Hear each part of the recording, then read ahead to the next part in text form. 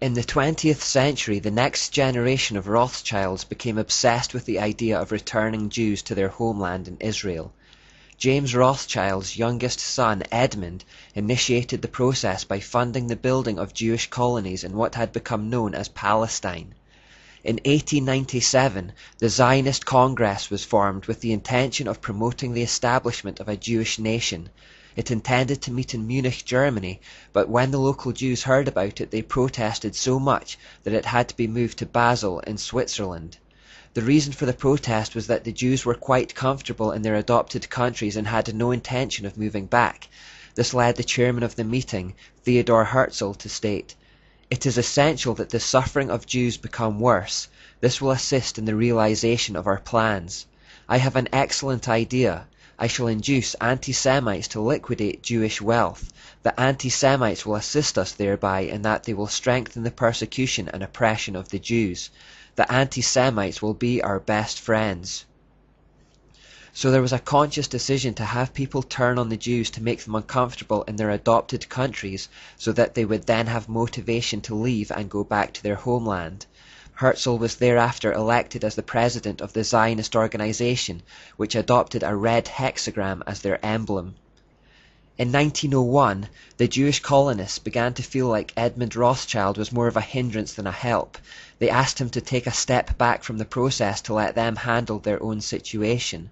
Rothschild, demonstrating the controlling spirit of Jezebel, angrily retorted, "I created the Yishuf, I alone. Therefore no man, neither colonists or organizations, have the right to interfere in my plans." A couple of years later, in 1903, the Zionist Congress astonishingly appeared to hint at World War I a full 11 years before it actually took place. Max Nordau said at this meeting, "Let me tell you the following words as if I were showing you the rungs of a ladder leading upward and upward. Herzl, the Zionist Congress, the English-Uganda Proposition, the future World War, the Peace Conference, where, with the help of England, a free and Jewish Palestine will be created."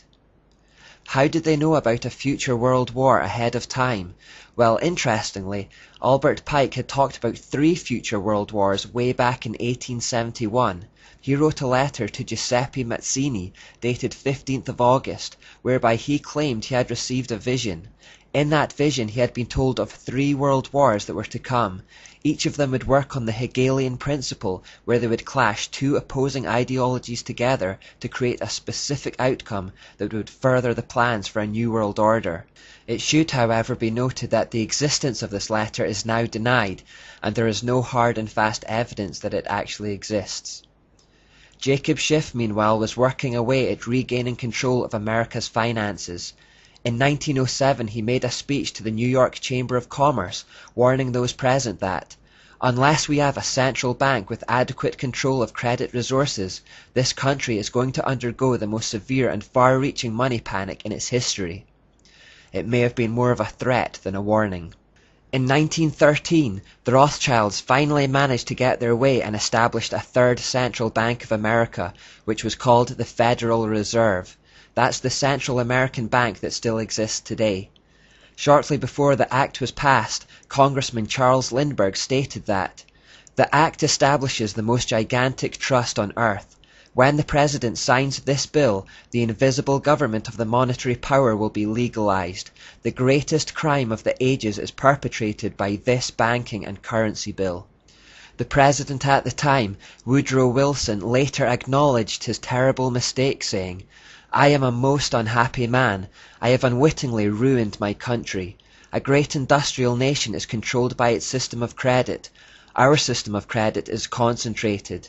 The growth of the nation, therefore, and all our activities are in the hands of a few men. We have come to be one of the worst ruled, one of the most completely controlled and dominated governments in the civilized world. No longer a government by free opinion, no longer a government by conviction and the vote of the majority, but a government by the opinion and duress of a small group of dominant men.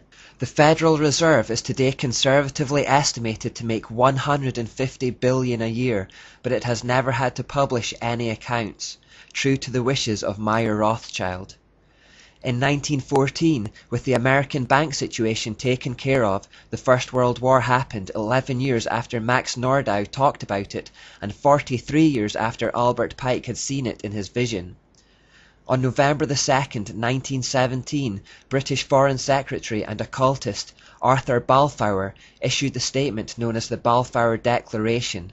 The declaration was addressed to Lord Rothschild, meaning the eldest son of Nathan Rothschild, Walter. It stated that Britain was in favour of establishing a Jewish settlement in Palestine.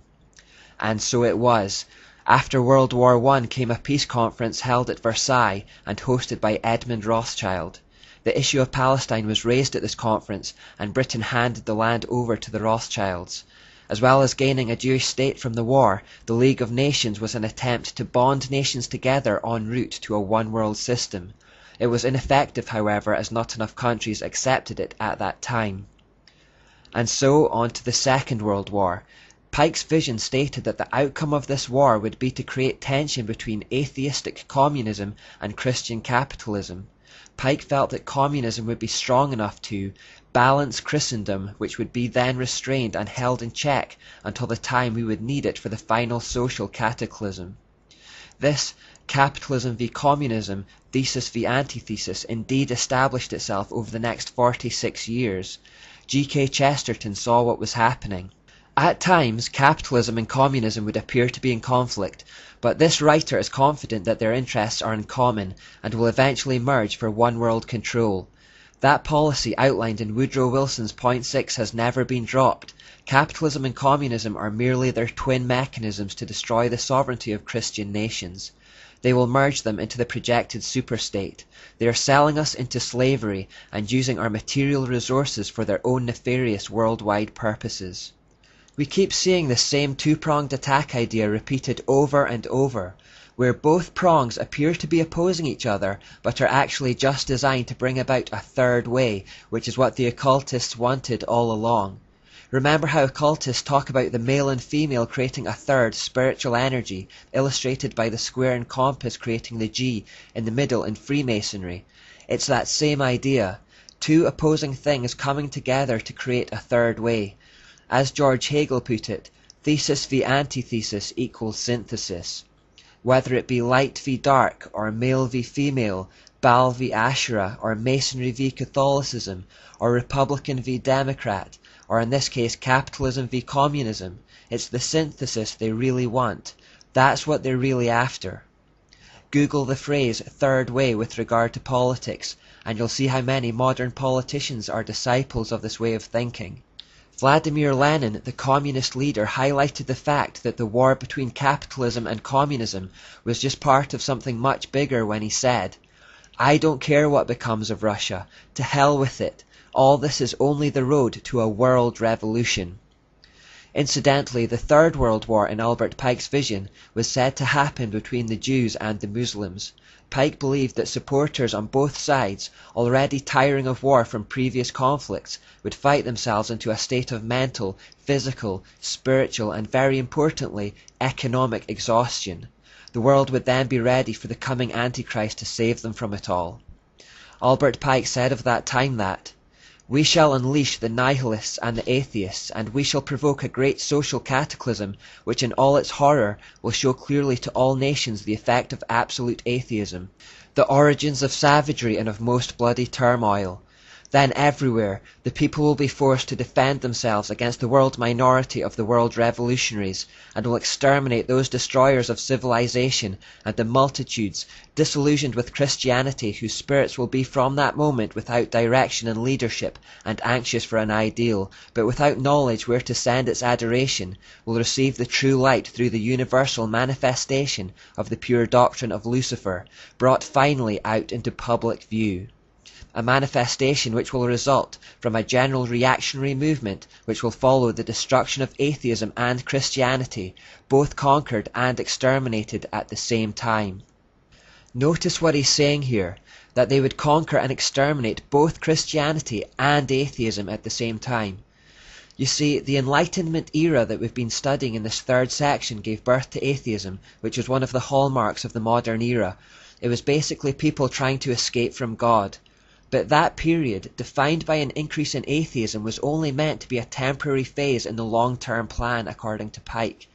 After the modern era, the world would then enter into what we now call the postmodern era, which is where we currently are today, a time in which people would move away from outright atheism towards strange religion, mystery religion. This represents the time when the mysteries would start to externalize themselves.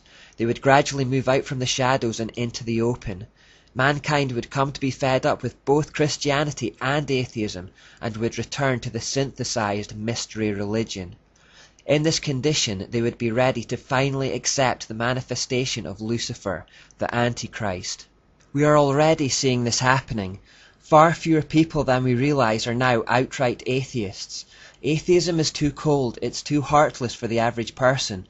People want to believe they'll see their friends and family again after death. And God has written eternity into our hearts, so it's a natural craving. Many have already moved towards a form of spirituality based on the occult, but which they think is wholesome and true. They often talk about being a spiritual person, but not subscribing to any specific religion. And the Bible tells us that this would happen. Paul wrote to Timothy about the last days in his second letter, saying that people would act religious, but they will reject the power that could make them godly. He also says, "For a time is coming when people will no longer listen to sound and wholesome teaching. They will follow their own desires and will look for teachers who will tell them whatever their itching ears want to hear. They will reject the truth and chase after myths." Just to tie off one loose end before we finish this part, in 1930 the Rothschilds established the first World Bank in Switzerland. Just 4 years later, banking secrecy laws were changed in Switzerland, making it an offence punishable by imprisonment for any bank employee to violate bank secrecy. This ensured that bank secrets were kept that way, and no one really knows what goes on inside. This bank was the forerunner to the present-day IMF and the World Bank.